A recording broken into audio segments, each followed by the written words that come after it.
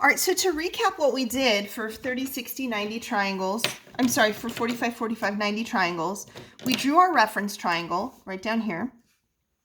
We put those values all onto our unit circle, right? Any increment of 45, we could use this idea, but we had some special cases like 90, 180, 270, and 360 that were directly on the axes. We're gonna redo this, only this time, we're going to do increments of 30, 60, 90. All right, so still working with the same unit circle, but we're expanding it and we're going to add on to the unit circle our increments of 30 degrees. So again, a 30-degree triangle, a 30, 60, 90, that's a special right triangle. And so the first thing I'll do is I'll talk about that we have this circle that the radius is 1. And so I'm going to sketch that in. Again, it's just a sketch. Hopefully I'll get a decent circle. Oh, this one's not looking so good. I'll fix it. Okay. All right, so we have this unit circle. It's the same unit circle, but we're going to talk about increments of 30 degrees. So increments of 30 would be 30, 60, keep adding 30, 90, 120, 150, 180, 210, 240, 270, 300, and 360 degrees. So this one, there's a few more. We're going to start off with our special right,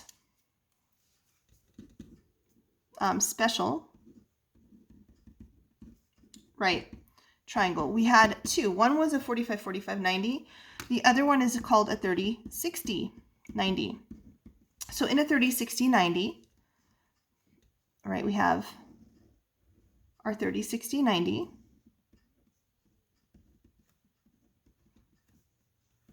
On the short leg, right, the short leg, which is this one, is always a 1.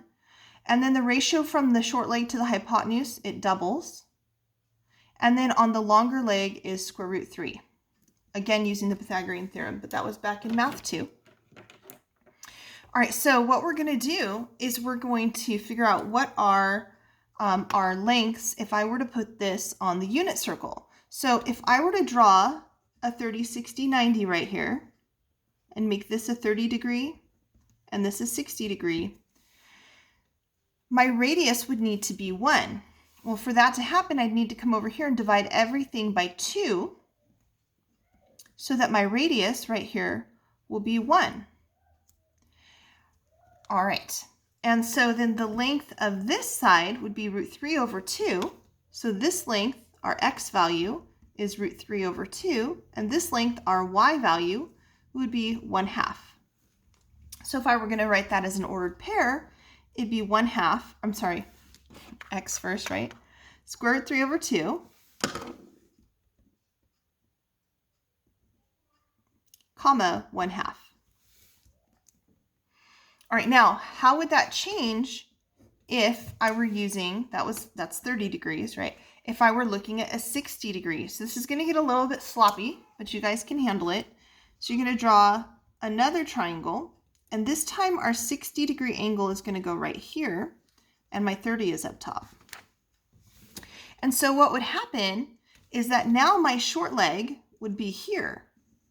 And so my short leg would be the 1/2 value, which again is my x value, right? This is my x value because it's going horizontally. So this would now be 1/2. And the longer leg, my y value, would now be square root 3 over 2. Oops, square root 3 over 2. Oh, and I forgot to put my y value right there. All right, so as we did with our 45, 45, 90, we can see that each of these is going to reflect across, and that's how we can build our unit circle. All right, let's talk about the value right here. The value right here would be 1, 0, the value right here would be 0, 1 still. Right? So those don't change. The value here would be -1, 0, and the value here would be 0, -1. And then what's going to happen is that if I reflect this triangle across, the pink one, right? If I reflect the pink triangle across, it's not, my circle's a little off, but if I reflect this triangle across, right here, go 60 degrees from here, I would have gone 30 degrees past, so how many degrees would I be? I would be at 120 degrees, right? I'd go 30, 60, 90, another 30 degrees would be 120. And so at 120, these are my x and y values, 1/2 and square root 3 over 2. But over here, x is negative, so this would be -1/2. If I reflect the blue triangle across, right, so this is now my 30-degree angle, I would still be using these two same values, but my x value again over here, so square root 3 over 2, 1/2, my x value would be negative, and so on and so forth. So each time that we reflect these triangles, I'm going to reflect this one downward, all that's going to change is that our x's and y's, their signs might switch. So for example, here both x and y are negative, so I would have negative square root 3 over 2, -1/2. If I reflect the pink triangle downward, I would have -1/2, negative square root 3 over 2. And then finally in this quadrant, if I reflect this pink one downward, this would be, now x would be positive, so +1/2, but y would be negative square root 3 over 2. And if I reflect the blue one downward, x would still be positive, but y would be negative. All right, now the rules for sine, cosine, and tangent still stay the same, right? Sine is always opposite over hypotenuse. Opposite in this case would be our y value. Over the hypotenuse is always r. And then cosine is always adjacent, and in this case, adjacents will always be x and over r. We haven't talked about tangent, but we will talk about tangent another day. All right, and then the last thing we need to do is we need to talk about pi versus radians, or sorry, radians versus degrees. So remember, any angle, if you're stuck like 240, you don't know how many degrees that is, or sorry, how many radians that is, you take 240, you multiply by pi over 180, and then you simplify. Like I can see that 60 goes into both. 60 goes in there 3 times, 60 goes in there 4 times, and that would give me 4 pi over 3. But I think there's a faster way. So we're going to talk about how this is 0 pi, this is 1/2 pi, this is 1 pi, this is 1.5 pi, or 3 pi over 2, and then this is also 2 pi. So this time we're not cutting the circle into fourths, right? We're not counting by 4s. We're actually counting by, let's figure it out. So from here to here is 1 whole pi, and it takes me 1, 2, 3, 4, 5, 6 moves.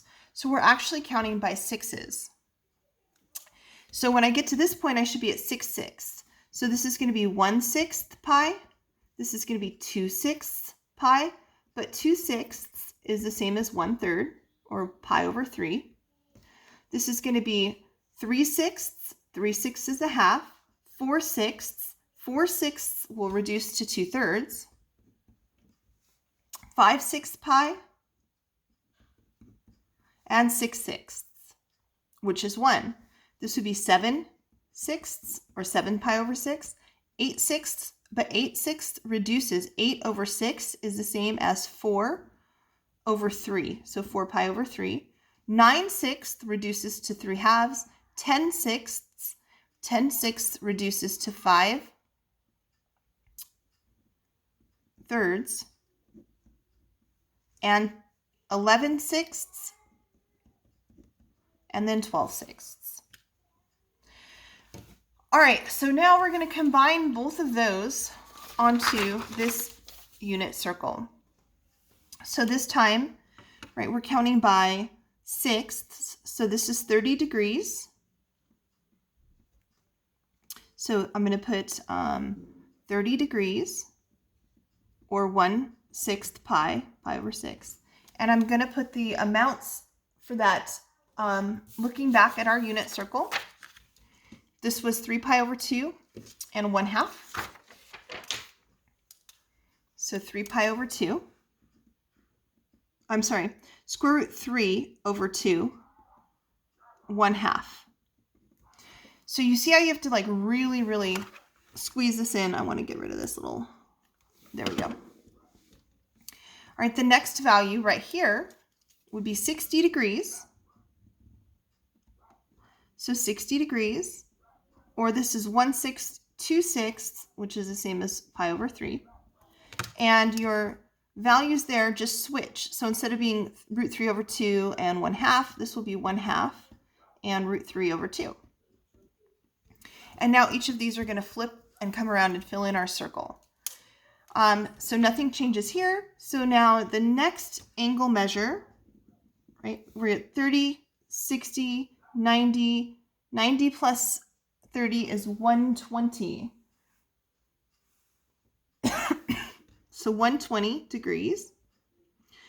And that would be pi over 6, 2 pi over 6, 3 pi over 6, 4 pi over 6, which reduces to 2 pi over 3. And these values stay the same, but our x's become negative. So this will be negative 1/2, comma, root 3 over 2.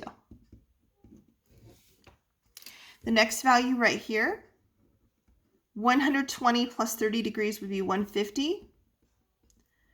And this would be 1, 6, 2, 6, 3, 6, 4, 6, 5, 6. So 5 pi over 6.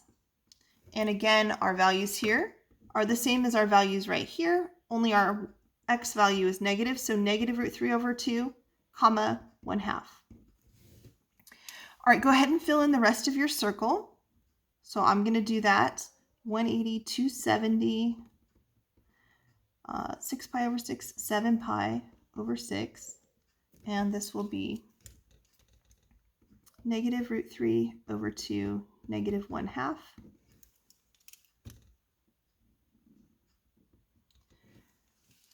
This would be 270, 300. I don't know why I put 270. I know I can add, that would be 210. Not 270. This would be 240. 7 pi over 6, 8 pi over 6, which is 4 pi over 3. And this will be negative 1/2, comma, negative square root 3 over 2.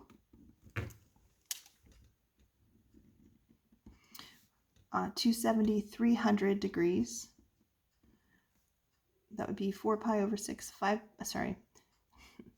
7 pi over 6, 8 pi over 6, 9 pi over 6, 10 pi over 6, which is 5 pi over 3.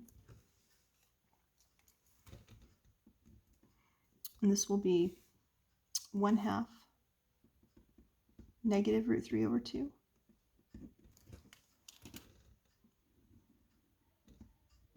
And this would be 330 degrees. 10 pi over 6, 11 pi over 6.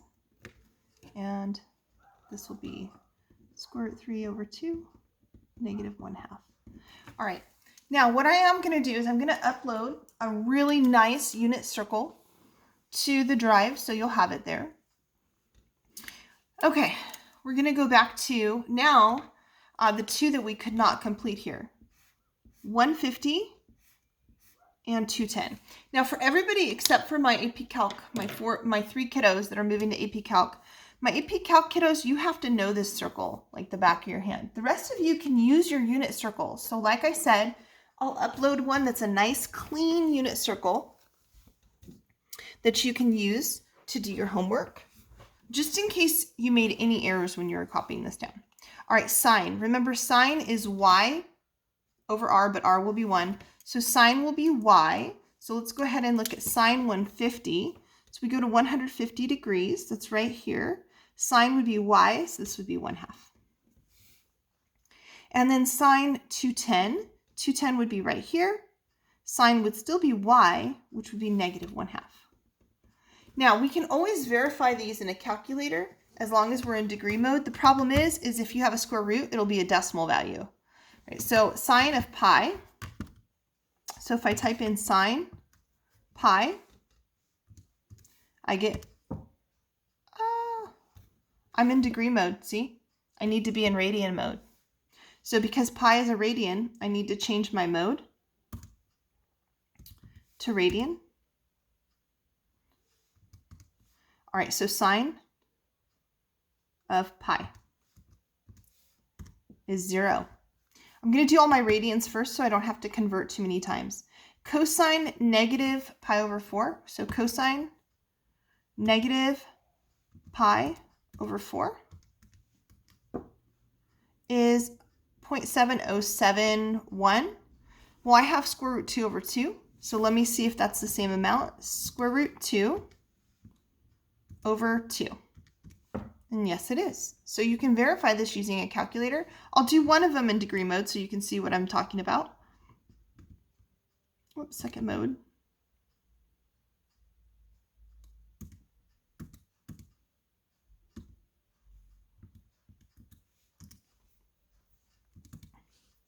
So if I do, for example, sine 150, I should get 0.5. Sine 150, and I do get 0.5. All right. So those are for when your angles are on the unit circle. So it says you can do special right triangles over and over again. I'm not going to do it that way. If you'd like to see that, you can ask me about doing that during an office hours visit. I'm going to always refer back to my unit circle because it's more important that we know our unit circle. All right, now those degrees that I gave you and those radians that I gave you, those are the only ones that are on the unit circle. If the degree or radian is not on the unit circle, so what do we do when angles are not on the unit circle? Okay, so it says find cosine and sine of the angle whose terminal side goes through the point Q, 2, 5.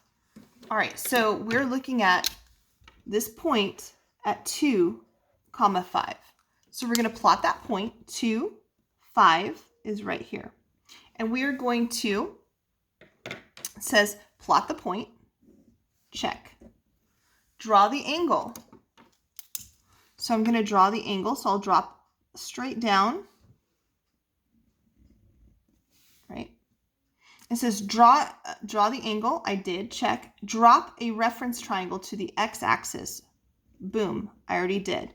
So there's my 90-degree angle. Check. Now label the triangle. And we need to watch our positives and negatives. So what they mean is we're in the first quadrant. X is positive. So this will be 2, right? The length from here to here is 2. And this will be 5. The length from there to there is 5. And they're both positive because we're in the right, or sorry, the first quadrant. But if we were over here, right, one of these might be a negative. So this is 2, 5. All right, now our hypotenuse here is not necessarily 1 because we are not, so check, let me do that. So we are not on the unit circle. So we need to find this hypotenuse. So it says use a squared plus b squared equals c squared, the Pythagorean theorem. So that's what we're going to do next. Check. So we're going to use, this is our c. Always c is the hypotenuse. The hypotenuse is across from the right angle. So a squared, 2 squared plus b squared equals c squared. 4 plus 25 equals c squared. 29 equals c squared. C equals the square root of 29. So this is going to be square root 29. And now we're going to use SOHCAHTOA, right? Which is sine, cosine, or tangent. So let's say, for example, they want cosine and sine. So cosine of theta is equal to opposite over, adjacent over hypotenuse. So in this case, our adjacent side would be right here. Right here's the angle that we're always using. This is always the angle we're using, the one at the origin. Okay. So adjacent would be 2 over hypotenuse would be square root 29. And it said be sure to always simplify radicals. Square root 29 doesn't reduce. But remember, if you had something like square root 24, it would. And then you cannot leave this in the denominator. So we will rationalize by multiplying by square root 29. And we get 2 root 29 over 29. And similarly, we could find sine. Sine theta is opposite over hypotenuse. This time we're going to use, here's my angle, so opposite would be right here, 5 over square root 29, and rationalize it. And we get 5 root 29 over 29. All right, let's go ahead and flip it over. So here's another example. Angle theta is in standard position with its terminal side in the second quadrant. Okay, so I'm going to draw a picture. I'm actually going to use this space because I'm not going to need it. So I'm going to use this space. It's in the second quadrant. Remember, this is 1, 2, 3, 4. So we're over here in the second quadrant. We don't know exactly how big the angle is, but I'm going to draw this angle theta right here. So I put my point and I drop and always down to the x-axis. We always go back to x, never over to y. All right, so it says with terminal side in the second quadrant, find cosine if sine theta is 8 over 10. So what that tells me, sine is opposite over hypotenuse. So if I'm standing here at this angle, the opposite is 8, the hypotenuse is 10. So opposite, there's 8, hypotenuse is 10. So we're going to find this missing side length because we need to know it in order to find cosine. So again, we're going to go back. We're still following these directions. We plotted a point. We just don't know exactly where it is. We drew our angle. We're kind of faking it. We're going to drop our reference triangle right to the x-axis. And then we labeled it. We're going to watch our negatives and positives. We're going to use a squared plus b squared equals c squared and use SOHCAHTOA, which we've done.